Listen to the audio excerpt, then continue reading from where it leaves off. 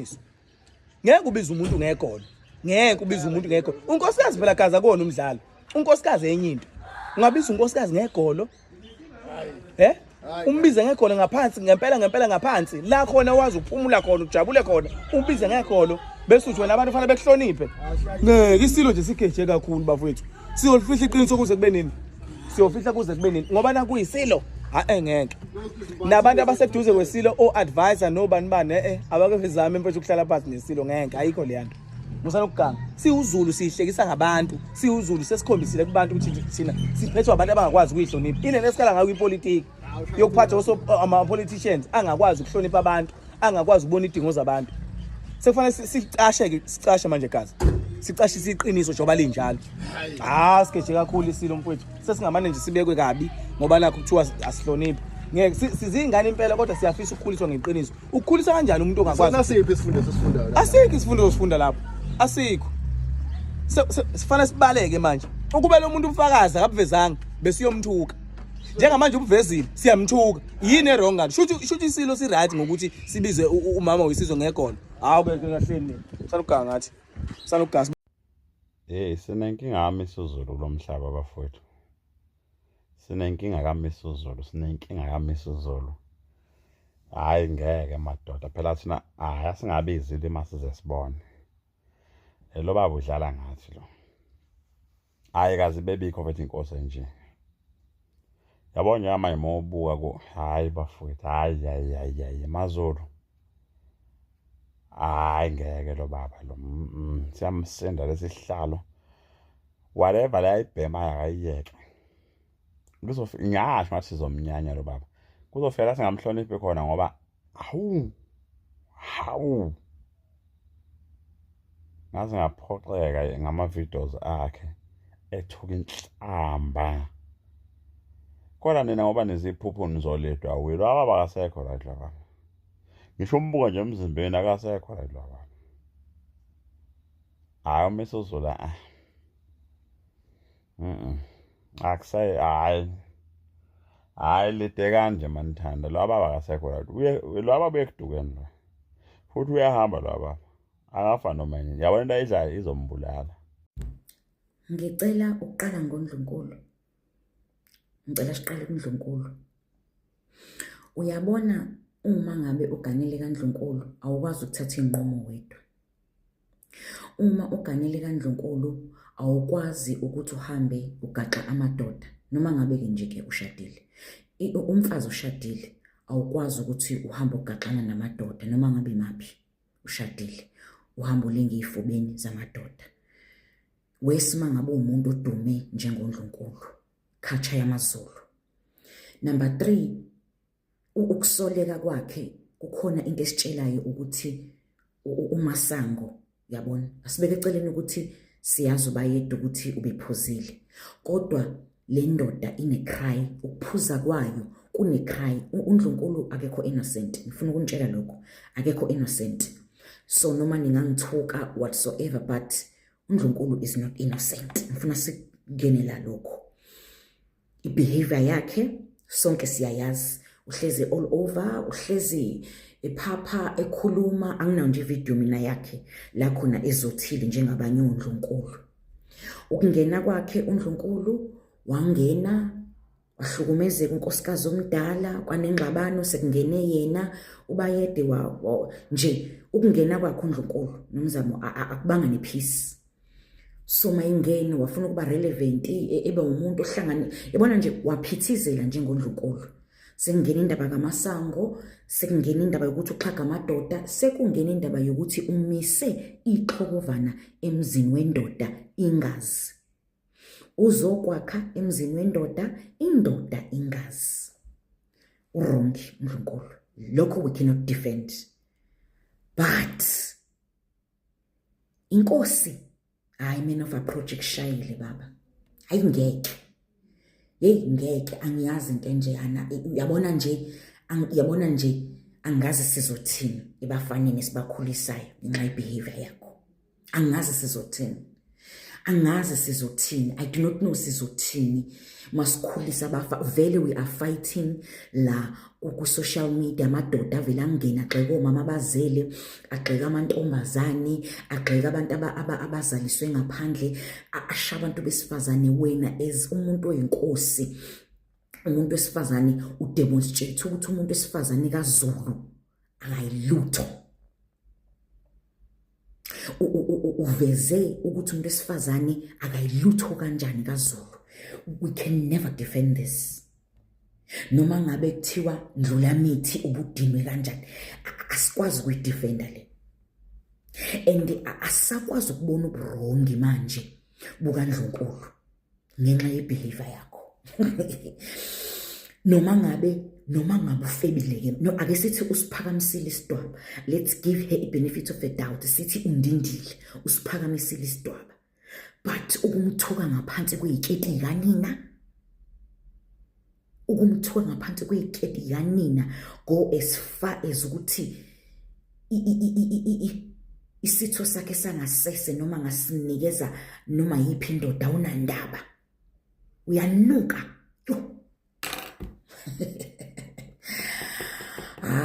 Mdlula mithi ngeke. Hayi ngeke. Umuntu osebukhosini ngeke baba, hayi ngeke ikuhlulile. Ikuhlulile. Uyazi the sad part is kungenzeka ngempela ukuthi the wife is in a wrong end. The reason why irekhode lento le, uyazi ukuthi vele naye akhona amaphutha amaningi awenzayo. Mina i-character kaNdlunkulu ngiyayazi nge-social media ukuthi umuntu uyakuthanda vele ukubuka la mama. Lo mama uyasithanda i-spotlight. Cha phela abazalwane, asikhulume nje iqiniso. Asikhulume nje iqiniso ngoba vele sekupitukile. Lo mama uyakuthanda ukubukwa. Lo mama uyasithanda i-spotlight. Lo mama kahle does not deserve ukushadela ebukhosini. Fana shade nje indoda normal because of i-character yakhe. And there's nothing wrong with the character yakhe. That is who she is. If you compare lo mama nalo mfazi waseSwatini, umcompare nalo mfazi uNdlunkulu wethu, naye it's total nalo waseSwatini, lo waseBank. These 4 characters, it's more comparisha uNomzamo, uMdolomba, na these 3, it's 4 different characters. Laba bawu-3 bayademonstrate nje ubukhosi. Yena kwakufana shade nje indoda common. Ayifanele nathi njengoba nje uziqinele, uzithandela i-spotlight, uyakuthanda ukukhuluma, uyabona nje ula imfomfa nje uyamfomfoza, kodwa wamkhethe mazi ukuthi unabantwana, wamkhethe mazi ukuthi uzele, and uthe shada vele, washada sesimjaja ngoba vele kaZulu akashada umuntu osezele kwenye indoda. But as inkosi wamkhetha umazi ukuthi ena unjalo. Wakhethwa uwe, kwathi noma sekukhuzwa wathi asikiyeke uyamthanda, uthandwa nguwe. Sifika kanjani la? Sifika kanjani lana? Hayi ngeke bayethu. Hayi wena wendlovu ngeke. Ngeke. Yabona engigulise kakhulu. Yabona le engigulise kakhulu. Usumbiza ngeG. Usuthi iG lakho. Usumbiza ngaphansi kweyiketi kanina. Awungeke, hayi ngeke wena wendlovu. Ngeke. You cannot address umuntu wesifazane kanjalo ongena naye emashidini. Okwisikhundla sokuba uNdlunkulu. Ngoba size samgwinya lo mama, samgwinya sammimilite. Sazi ukuthi uzele ingane ezingekho, sammimilite samgwinya ngenxa yakho yokuthi sihlonipha into wena oyithandayo njengenkosi yethu. Sifika kanjani la? Sifika kanjani la khona usuzosebenzisa thina uthi amaZulu awakufuni? Why uzola amabhekles akho usebenzisa thina sesizwe? Awamfuni ngobani? Isiphi izathu esenza ukuthi angamfuni ngobani? Wena wendlovu, wena wendlula mithi, wena wasebukhosini, hayi baba, ikuhlulile approach.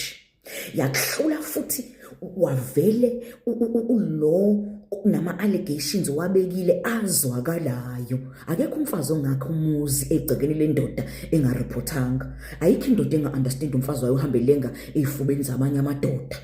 Ayikho indoda enga-understanda ku-social media ukuthi umfazi wami yeke engareportanga, kodwa indlela oyenze ngayo kuhlulile. ngisho ungadinwa kanjani or ufuna ukuventa uthini, akanalo ilungelo lokubiza umkakhe ngegolo nangesifebe. Akanalo nje lelo lungelo. Zulu or not, umkakho nje awumchaphi ngey'nhlamba uzumsabise ngokuthi ngeke aseyithola imali. Aye.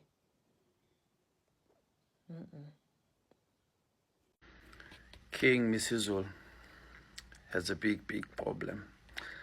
And I try to think of how he can resolve it, but I actually think there's no way for him to resolve it. He has a big problem with Queen Nomzamo Myeni.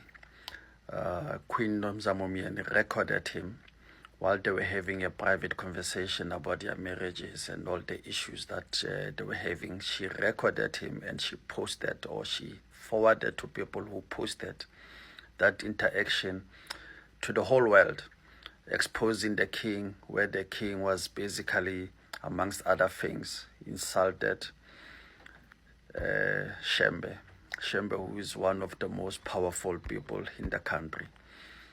And the king forwarded that video where the king actually made very, very bad comments about Shembe. Notwithstanding the comments that the king made about the queen, because they are married. They are married people. They can make whatever comments they want. It's the two of them. So that I'm not even going to bother myself with. But the queen, by posting that video, or by recording it and posting it, she has created very, very big problems for King Misizulu. And the only way for me that I think King Misizulu can deal with this situation is to send her away. The same way that he was mentioning in his video that he actually wants to send her away. I think that's the only way to deal with it. He must send her back to where she came from. And the reason is this. There's a reason why kings or people in the royal families, they only marry within the royal families, is to avoid these kind of problems. Because women and men who are born in royal families, they understand what is there to lose. They understand the risk. That you are not normal people. You are not some Gumeto or some Abednego who's roaming around the streets. And then you can just make comments and post them on social media and then everything is fine and people are laughing. You are the king of the most powerful nation in sub-Saharan Africa. There is a lot riding on you. And the reputational risk and even your security risk is there. And you cannot have someone that you trust, someone putting you in this position where you now have to send delegations to Shembe and send delegations to your Ndunas to go and apologize and go and explain yourself. It is really unnecessary. But he made a mistake, first of all, of marrying her. Because I remember many people were against him marrying her because she, one, is not from a royal family. Two, she comes with 3 kids. You can't be a king of the most conservative kingdoms in the world. And then you go and marry and be a stepfather to 3 children. And 3, that woman, everybody could tell that she has a history that will not make her suitable to be a queen of that nation. But he continued to marry her because he loved her. But now it is apparent that he made a mistake because the person who is going to expose you as her husband, expose you the way that she did, is the person who doesn't like you and not even love. I'm not even talking about love, but she does not like you and she does not care about what happens to you because now you could actually have a mutiny in your kingdom around based on what you have said. You must understand that in a KZN, there is 3 groupings of people. There is normal Zulu people who just going around about their lives. And then we have these Zulu nationalists who had aligned themselves with Inkatha. And now they practically don't have a home. Maybe they belong to the MKP or they belong to Marsh and Marsh. And then we have the people who align themselves with Shembe. Those are the 3 groupings of people. The first one is harmless, it's just normal people. But the 2 groupings, during the days of Prince Buthelezi, the Zulu nationalists were very, very powerful and very, very influential. And they actually could pose a very serious security risk to the king. And I mentioned that there's a time when actually these Zulu nationalists held the king's wives hostage because they wanted to deal with the king. So that's the risk that they really pose. And I think we saw on June 30th and before then how powerful this Zulu nationalist is. So as a king, you don't want to upset them, or you don't want to be in the bad books.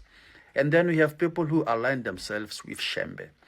When they hear their king speaking those bad words against Shembe, who they consider to be a god, then you put serious security risk on the king. The king is not sacrosanct. The king can be removed. You know, the king can be even not removed, but it can be, what's the word I'm looking for? It can be neutralized. And Shembe has the power to neutralize the king. When you have your wife who puts you in that position where you could actually be neutralized by the most powerful person in KZN, because Shembe to me is more powerful than King Misuzulu. When you have your wife exposing you like that, you cannot sleep next to that woman. You cannot trust that woman with anything else going forward. The only thing you can do is to send her away. You cannot correct that, because that is a person who does not have the required mental fortitude to understand her role. She does not understand the power that she holds within the kingdom. She does not understand the damage that she could cause. She has nothing to lose. And because she has nothing to lose, she will throw everything down the drain because she's angry that she was insulted. Many people get insulted, but people don't destroy kingdoms because they don't like that their husband insulted them.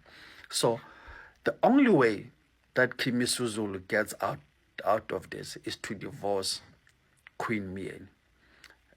He should not have married her in the first place.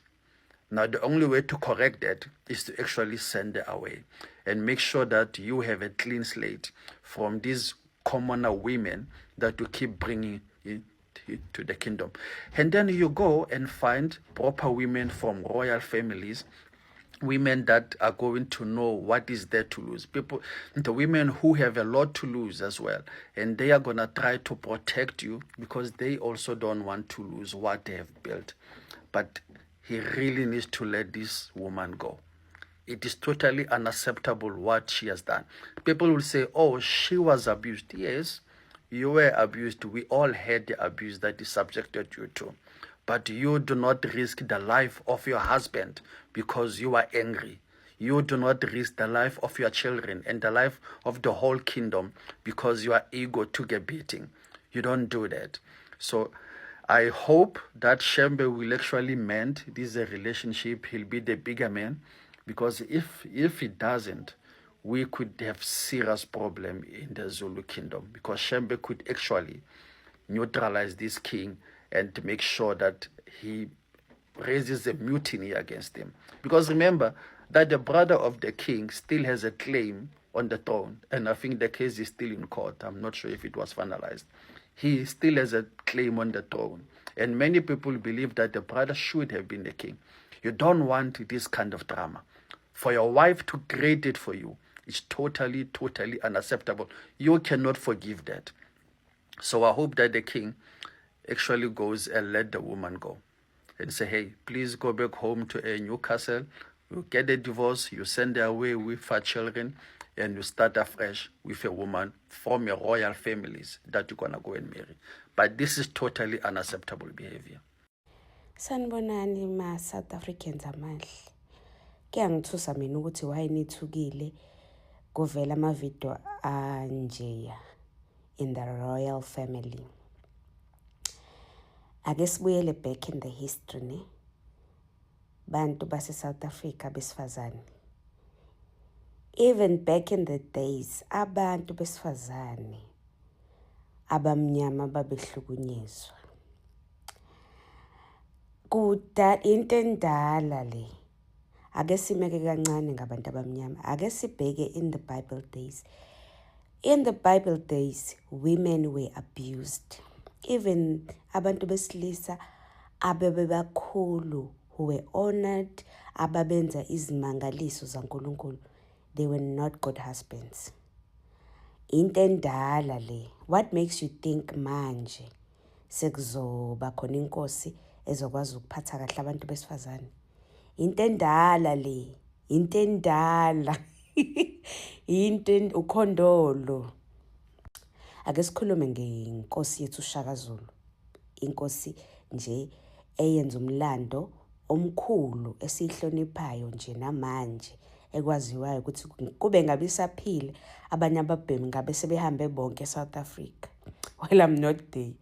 uShaka Zulu wayenomama. Uma kaShaka wakunandi ne. Uma kaShaka was abused, tortured, she was humiliated by ubaba kaShaka uSenza Ngakhona. uShaka was an angry man. Fortunately engayakhe wayiprojecta kubanye abantu besilisa ngokuthi enze njani anqobe izimpi. That is why namanje sisamhlonipha kangaka eyinkosi nje eyaziwa ukuthi KwaZulu kwakunenkosi enkulu kangaka. Niyazi yini ukuthi one of the reason why uShaka remained single, he was honoring his mother. uShaka ukhule ebona uma wakhe ekhala ehlukumezekile, ayikho into ebuhlungu angayibonanga yenzeka kuma wakhe ne. Because Shaka honored his mother, wayemhlonipha, wathi ngeke ngize ngiganwe mina ngoba uyazazi ukuthi kube wayiganiwe bangapha abantu besizana ayezobabulala, wayezoloku ethi nje umbulaleni. That man was angry. Ayikho into ayekwazi ukuyibekezelela. Fortunately wayenendoda eduze kwakhe ekwakuNdlela kaSompisi. That man was his general. Abantu bakaNdlela ke even back in the days babe nenhliziyo enhle njengami, ngiyangibona mos, and they were full of wisdom ne. Bayimina mos, uyabona. So ke uShaka wayemlalela uNdlela kaSompisi. So ke uNdlela kaSompisi wayem-advise uShaka ukuthi angabi nomfazi. Futhi noShaka wayengekaze abe nomfazi ngoba wayebona ukuthi lento kade ngiyibuka yenzeka kuma wami nami ngizoyenza kubantu besifazane ne. And he was such a great king because wakwazi ukuzibona ukuthi yazini khona into wrong ngami. Futhi ke uShaka wayengalaleli umuntu ngaphandle kwaNdlela kaSompisi. So indala lento Nkosi yami, indala. Siyoze sithini ngoba sihle sintshela ukuthi amadoda, especially South African men, they are angry human beings. They are very angry. And I guess ukuthi amapha ama-vessels vulnerable abakwazi ukuproject inga yabo. Into endala le. Abantu besifazane, especially in our culture, bayahlukunyezwa, and ukuhlukumeza is part of into normaliziwe emendweni. Into expect ukuthi uyamkele. Indoda ikhuluma noma kanjani phambi kwakho, iyakudelela, yenza noma yini yakushaya, and kwakuthiwani ibekezela because even nabo khokho kakhokho bukhokho babazi ukuthi yena bane enga bayahlukumezana. Ingakho amaZulu emaningi kangakabekezelayo. Into endala le. Noma indoda ingakwenzani, you are expected ukuthi ubekezele. So ayikho into enthusayo. Imishado eminingi yamaZulu injeya. Into enormali leya. Kodwa qhubekani ke nizami. Thina nje sohlale nje sibuka kanje. Ngoba nje siyayazi leyanto. Sayibona sathuka, sabaleka sangabheka nasemuva. Bayede wena wendlovu, nginibingelele nina bakaPhunga noMageba. Sishaqekile ngendlela izinto ezenzeka ngayo, kodwa into ebalekile kufanele siyibheke ukwenza izinto ngendlela. uNdlunkulu kumeke makahlonishwe. Isihlalo nje saseNdlunkulu, uNdlunkulu wonke nje kumele nje ihlonishwe. izinto ngendlela ezenzeka ngayo kuma-social media ziyasidiqilela isithunzi sakaZulu. Ngibe ngingasho ukuthi ngifuna ukungena kwi-competition noma ngifuna ukungena kuvuthondaba ngichaze, ngi-analyze, ayidingi uku-analyzwa, akudingi uku-analyzwa. Ayikho into engayi-analyzer, into esuke ibhekene nomuntu engimhloniphayo owubaba kumina, ingonyama, ihlazo lengonyama, ihlazo laseNdlunkulu, ihlazo lesihlalo senkosi yamakhosi akaZulu. No. Yonke into kumele ibe nama-protocol, bafowethu. Zulu omnyama, Zulu kaMalandela, uyabona kufuneka ukuthi ezinye izinto sisukume siwuZulu, sisikhulume, siqondise la kufuneka siqondise khona. Ukuthi kwenzakaleni, kuphi, kanjani, kumele sivele njengoba sihlale sivela singamaZulu ukuthi wathinta uZulu udakwe yini. But la kwenzeke into eNdlunkulu and abantu bayakhuluma, abanye babo bamaZulu. Uyabo? Kade ngilalela uNgizwe ekhuluma ukuthi uthi uNgizwe into ayishilo ukuthi ukuhlala kulesihlalo saseNdlunkulu lesi esihlezi kusona iNdlulamithi akuyona into encane. Uyaphinda futhi uNgizwe uthi akekho umnumzane ongathethi kwakhe. Bafowethu, ayilula lento futhi ayimnandi lento. Ngendlela ekuthendiswa ngayo ividiyo nangendlela ena-analyzer ngayo, ngendlela engenayo inhlonipho ngakhona, ungathi nje na-analyzer into kamfokazana. Bese ngizibuza ukuthi impilo yenu ibhekephi la ibheke khona? Nizibona nifuna ukuya kuphi nini kanjani? Because indlela owenza ngayo izinto ikhuluma nekusasa lakho. Into yenza namhlanje, ikusasa liyakubuka ukuthi ubehave kanjani namhlanje.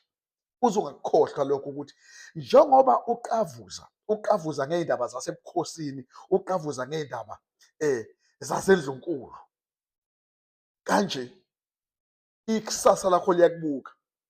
Ikusasa lakho lizokujaja ngendlela oyiphathe ngalo namhlanje. It's fine. Sekwenzakalile eNdlunkulu. Yabo? Usexabene uxabene wathetha umnumzana emzini wakhe. Sathetha isilo samabandla emzini waso. Sithetha nonkosikazi waso. Kanti unkosikazi uyaqopha ividiyo. Akekho noyedwa umnumzane engafiki ithuba lokuthi athethe kwakhe ngezinto ezonakele.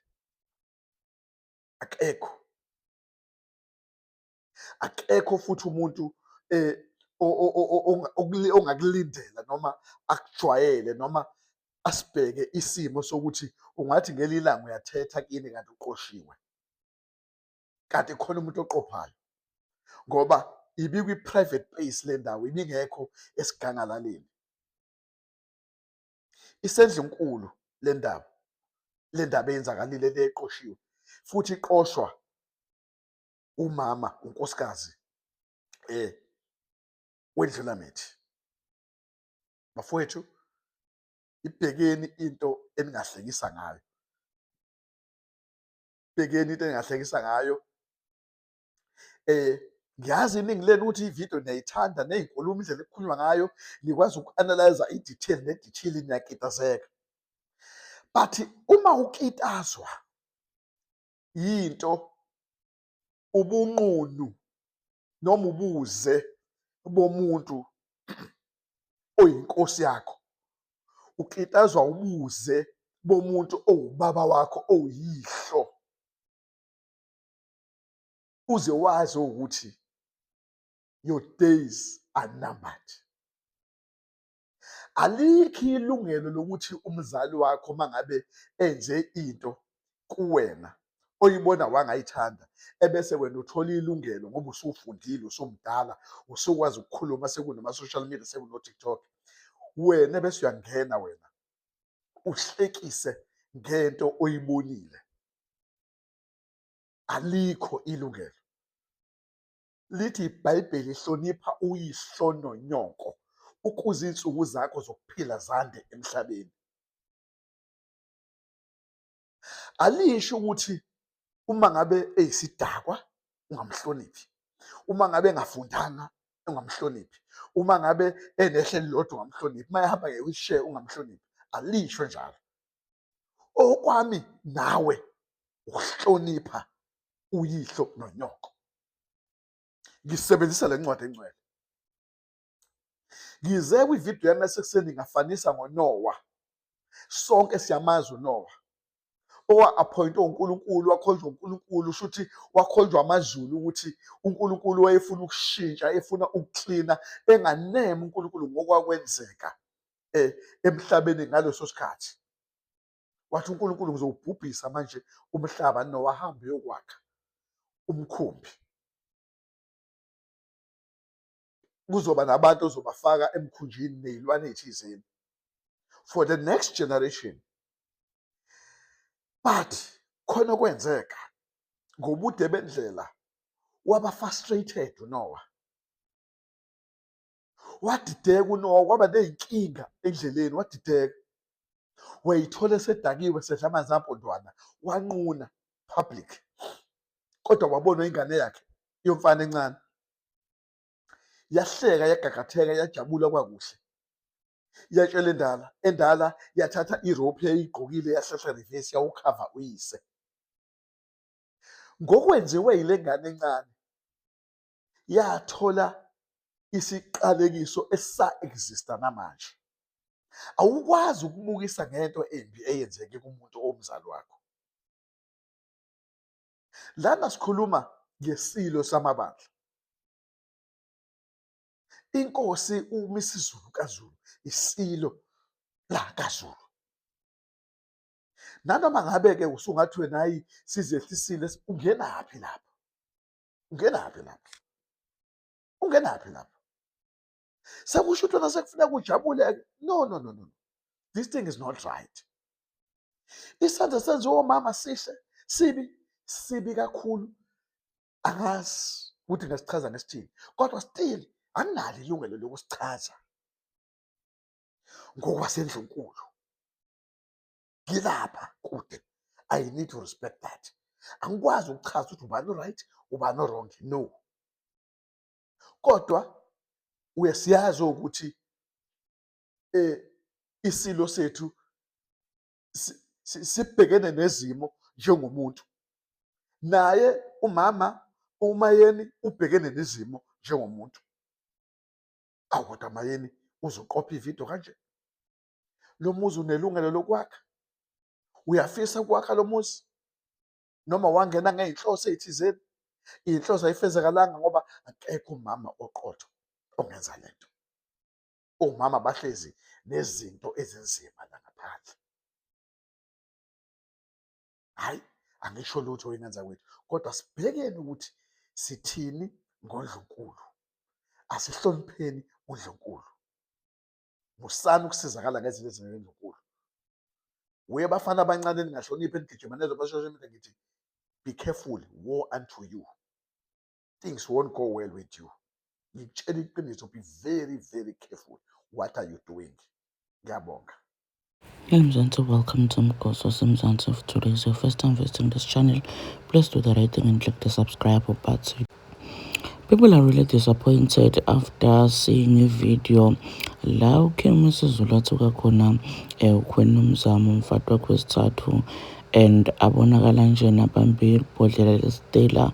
Abantu abaningi bathi sinenkinga ngakhe uMisizulu lana KZN. People are saying ukuthi he doesn't deserve kuba inkosi, and some people are defending him, saying ukuthi lo muntu othatha ivideo, which as uKhwini Nomzamo ube wrong wathatha ivideo ethatha abantu asendlunkulu atikhiphele ebaleni. But there are people who are saying ukuthi nanoma ngabe wendini there was neningozi ukuthi amthuke ngale ndlela zampite nangegolo amtshele ukuthi yena unentombi yakhe akancincuza yakhe.